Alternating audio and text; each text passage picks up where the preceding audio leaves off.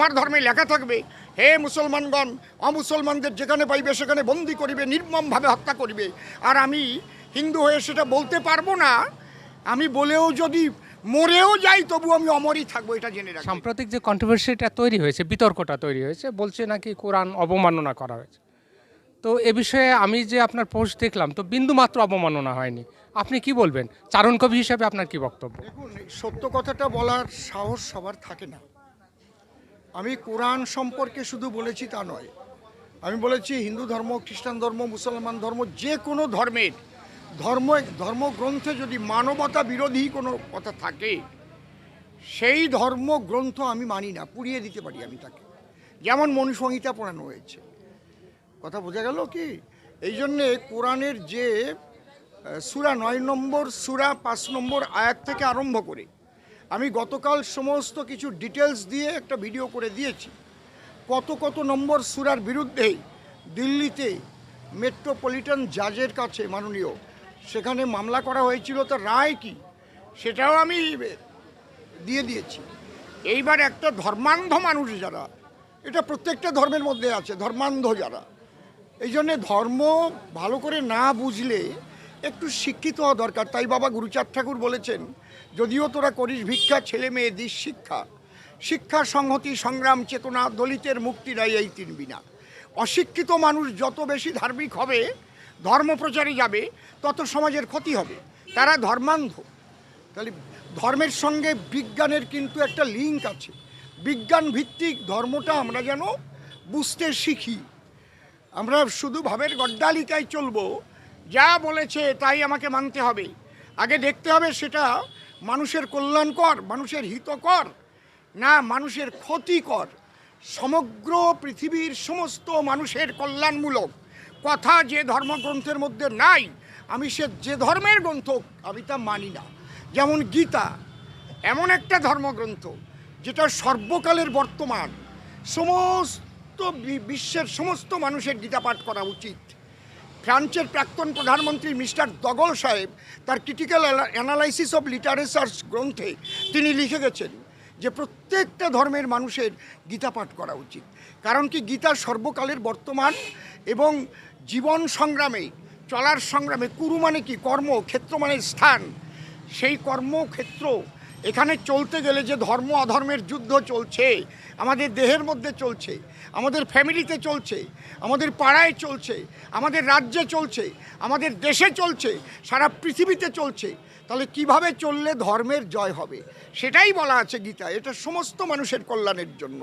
শুধু হে মুসলমানগণ, হে মুসলমানগণ, এ তাহলে মুসলমান ছাড়া আল্লাহর, যদি আল্লাহর সব সৃষ্টি হয় তাহলে হিন্দুরা আল্লাহর সৃষ্টি না, খ্রিস্টানরা আল্লাহর সৃষ্টি না। তুমি বলবে স্রষ্টা হচ্ছে এই অনন্ত বিশ্বের স্রষ্টা আল্লাহ তাল্লাহ, তাহলে আল্লাহ তাল্লাহ আমাকে সৃষ্টি করেনি।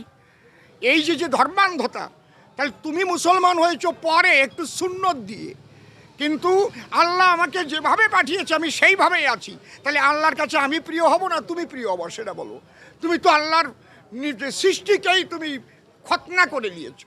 আল্লাহ ভালো দুটো চোখ দিল, একটা চোখ কানা করে দিলাম, যে আমার ভাল লাগছে না একটা চোখ কানা করে। এটা কি ধরনের হয়? যা করে করুক গিয়ে, তাতে কোনো আমার আপত্তি। তোমার ধর্মে লেখা থাকবে, হে মুসলমানগণ, অমুসলমানদের যেখানে পাইবে সেখানে বন্দি করিবে, নির্মমভাবে হত্যা করিবে। আর আমি হিন্দু হয়ে সেটা বলতে পারবো না। আমি বলেও যদি মরেও যাই তবু আমি অমরই থাকবো, এটা জেনে রাখবেন। সবাই তো বলার সাহস পায় না, এই সাহস সবার বুকের পাটায় হয় না। এই জন্যে আমি বলে দিয়েছি, ওরা যা করে, কোর্ট কেস করুক, যা করুক, আমি সমস্ত কাগজপত্র নিয়ে, প্রমাণপত্র নিয়ে সেখানে হাজির হব, দেখাবো যে আমি কোনোটা ভুল বলিনি। অসীম সরকার একজন কবি গায়ক, 51 বৎসর সে বিভিন্ন দেশ দেশান্তরে কবিগান করে বেড়াচ্ছে। ওই গীতা, ভাগবত, মহাভারত, বাইবেল, ত্রিপিটক, কোরআন, পুরাণ, হাদিস, নবীজির জীবনী থেকে আরম্ভ করে আমার ঘরে গিয়ে দেখবেন কত কিছু আমাকে অধ্যয়ন করতে হয়েছে। দর্শন থেকে আরম্ভ করে যা যা আমরা সমস্ত কিছু, প্রাচ্য দর্শন, পাশ্চাত্য দর্শন, এগুলো আমাদের পড়তে হয়েছে না। কোনটা নিয়ে কখন কি গান্ধীবাদ, আম্বেদকরবাদ থেকে আরম্ভ করে মার্ক্সবাদ, লেনিনবাদ, সমস্ত কিছু আমাদের জ্ঞান রাখতে হয়। কখন কি নিয়ে আলোচনা হবে তা তো বলা যাবে না। না, দীপু দাসের যে নারকীয় হত্যাকাণ্ড, মানে জীবন থাকা অবস্থায় পুড়িয়ে দেওয়া, এ বিষয়ে আপনি কি বলবেন? এটা কোরআনে লেখা আছে, এটা কোরআনে লেখা আছে। আল্লাহর আয়াত যারা না মানে তাদের আমি পুড়িয়ে, কোরআনে লেখা আছে, তাদের আমি পুড়িয়ে দেব এবং তার ওই নূতন চামড়া তৈরি করব আবার। এটা লেখা আছে কোরআনে। আরে বাবা, আমার কাছে আছে। ওই কাজটাই ওরা করেছে, যে আল্লাহকে মানছে না ওকে পুড়িয়ে দেবো। তার মানে ওটা থেকে উদ্বুদ্ধ হয়েছে। আরে ওইটাই তো বীজ, সেই বীজটার কথাই তো আমি বলেছি। একটা বীজ কোথার থেকে এলো? ছোট্ট একটা বীজের থেকে একটা বড় গাছ তৈরি হয়। আজকে যে হিংসার বীজ সারা পৃথিবীতে মুসলমান ভাইরা ছড়াচ্ছে, সব মুসলমান না কিন্তু, হজিকতি, তরিকতি, শরীয়তি, মানবতি মতের মুসলমানরা শরীয়তি মুসলমানদের থেকে অত্যাচারিত হয়। তার প্রমাণ আবুল সরকার, তিনি অ্যারেস্ট হয়েছেন। আবুল সরকারের মতো একটা পীর, একটা সাধু মানুষ বাংলাদেশে খুব কমই পাওয়া যাবে। আবুল সরকারের মতো সে একটা সাদা থান পরে, একটা সাদা থান গায়ে দিয়ে সে কিন্তু গান করে। সে উচিত কথা বলেছে, তাকে আটকে দিয়েছে। সেও তো মুসলমান, তাকে আটকালো কেন? এই জন্যে আমি ওই মারফতি মতের মুসলমানদের কুর্নিশ জানাই, সেলাম জানাই, কিন্তু শরীয়তি মতের জেহাদিদের বিরুদ্ধে আমারও জেহাদ। নমস্কার, ভালো থাকবেন। মনু বনি সংহিতা, মানে মনু যে বন্যী উৎসব বাবা সাহেব আম্বেদকরের, এই প্রসঙ্গটা মনুসংহিতার মধ্যে আমি কেন বলেছি, মনুসংহিতার মধ্যে দলিত, পতিত, লাঞ্ছিত, বঞ্চিত সমাজের মানুষদের যেভাবে লেখা রয়েছে, তাদের দাস করে রাখার প্রথা, এর বিরুদ্ধে আমিও কথা বলি। আমার কবিগানের মধ্যে দিয়েও বলি। বাবা সাহেব ওটাকে পুড়িয়েছিলেন। এই জন্য আমি ব্রাহ্মণ্যবাদের বিরুদ্ধেও কথা বলি, জেহাদের বিরুদ্ধেও কথা বলি। আপনি তো জানেন আমি উচিত কথা বলা মানুষ। উচিত কথা বলে মরে যাব, তবু আমি ফিরবো না। অসংখ্য ধন্যবাদ কবিয়াল অসীম সরকার। তবে চারণ কবি হিসেবে তাদের ঘুম ভাঙাচ্ছেন, মানে সিএ নিয়ে। আরে আমি তো ঘুম ভাঙাচ্ছি, হিন্দুরা তো জাগে না, হিন্দুরাই তো ঐক্যবদ্ধ হচ্ছে না। আর এই পশ্চিম বাংলায়, ওপার বাংলার থেকে আরো খারাপ অবস্থা হবে যদি হিন্দুরা জাগ্রত না হয়। আজকে বলছে আমরা সেকুলার। ওরা যতক্ষণ সংখ্যালঘু থাকবে ততক্ষণ ওদের ধর্মনিরপেক্ষ থাকবে। যেদিন ওরা সংখ্যাগুরু হবে, ইসলাম রাষ্ট্র ওরা করে নেবে, তখন বুঝবে মা বোনদের ঘরে রাখা কি কষ্ট হয়। ওই কলেজে যাবে তোমার সুন্দরী মেয়েটা, ওখান থেকে নিয়ে নেবে। সুন্দরী বউ নিয়ে আজকে ঘুরে বেড়াচ্ছ তো, ওই বউটাও তোমার নিয়ে নেবে।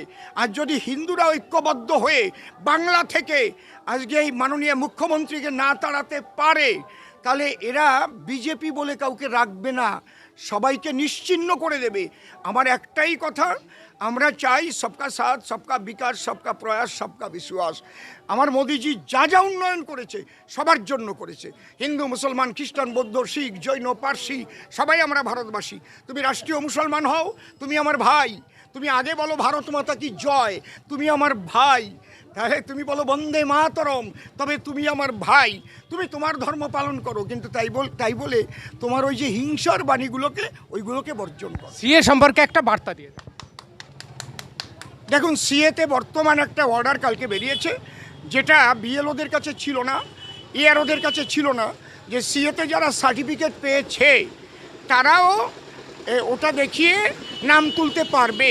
কালকে সেই অর্ডারটা প্রথম বেরোলো, যে সিএ সার্টিফিকেট যারা পেয়ে গেছে, যেটা আমাদের ঠাকুরবাড়ির মা মমতা ঠাকুর মহাশয় বলছিলেন এই সিএতে কোনো কাজ হবে না। তা মানিক ফকির, তারপরে ওই ঢ্যামনা ব্যাপারী ট্যাপারি কারা আছে না, আরও কিছু ওই যে যারা বলে আর কি, ভুদাংশু যারা আছে, ওরা বলছিল যে এই সিএতে কাজ হবে না। তাহলে এই সিএটা দেখে 6 নম্বর ফর্ম ফিল আপ করে সেও নাগরিকত্ব পাবে। এরপর আর একটা অর্ডার দেবে, মনে রাখবেন, যারা সিএতে আবেদন করেছে ওই যে রিসিভ কপিটা ওইটা দিলেও পাবে। সেটা অর্ডারটা আর কিছুদিনের মধ্যে বেরোবে।